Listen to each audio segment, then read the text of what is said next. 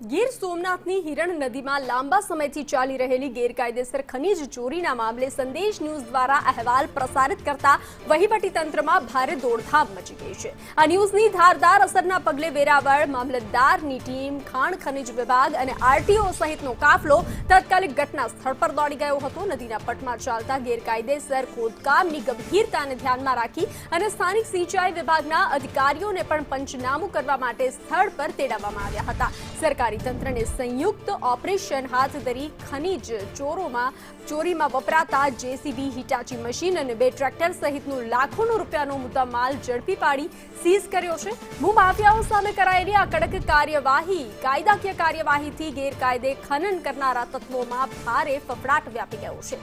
સમગ્ર મામલાની ગંભીરતાને જોતા ખાણ ખનીજ વિભાગે આ રેકેટ પાછળના મુખ્ય સૂત્રધારને પકડવા માટે વધુ તપાસના ચક્રો ગતિમાન કર્યા છે। સોમનાથ નજીક આવેલી હિરણ નદીમાં ગેરકાયદેસર ખનીજ ખનનનો મામલો હાલ સામે આવ્યો છે। સંદેશ ન્યૂઝ દ્વારા જનહિતમાં આ અહેવાલ પ્રસિદ્ધ કર્યાને સાથે જ તંત્ર છે તે હરકતમાં આવ્યું છે। આપ જોઈ શકો છો જે હિરણ નદી છે, હિરણ નદીના પટમાં જે ગેરકાયદેસર ખનીજ ખનન ચાલી રહ્યું હતું અને જેનો અહેવાલ સંદેશ ન્યૂઝે પ્રસારિત કર્યો હતો, જેના પગલે હાલ વેરાવળ મામલતદાર, ખાણ ખનીજ વિભાગ અને આરટીઓની ટીમ છે તે હાલ ઘટના સ્થળે પહોંચી છે અને તપાસનો ધમધમાટ ચાલુ કર્યો છે। હાલ જ્યારે તંત્રની ટીમ અહીં આવી ત્યારે ઘણા ખરા ટ્રેક્ટરો નાસી છૂટ્યા છે। અહીં એક જેસીબી ને એક ટ્રેક્ટર ઉપરાંત એક હિટાચી મળી આવ્યું છે। મામલતદાર શ્રી છે જે સંદેશ ન્યૂઝ સાથે જોડાય છે, આપણે એમની સાથે વાત કરીશું। સર, શું આખો ઘટનાક્રમ છે, શું આખી તપાસ?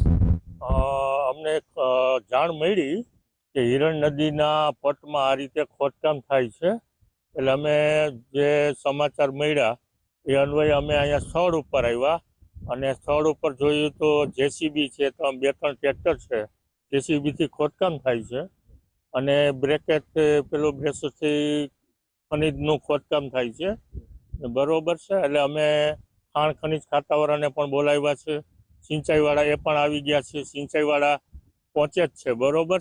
એટલે આમાં આગળની તંત્ર કાર્યવાહી કરશે। જે ભૂમાફિયાઓ છે એની સામે કેવી કાર્યવાહી થાય? એ તો તંત્ર દ્વારા જે કંઈ નિયમાનુસાર કાર્યવાહી કરવાની થશે એ કરવામાં જ આવશે પૂરેપૂરી।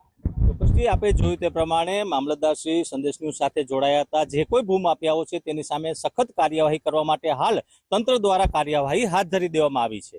રાકેશ આહિર, સંદેશ ન્યૂઝ, ગીર સોમનાથ।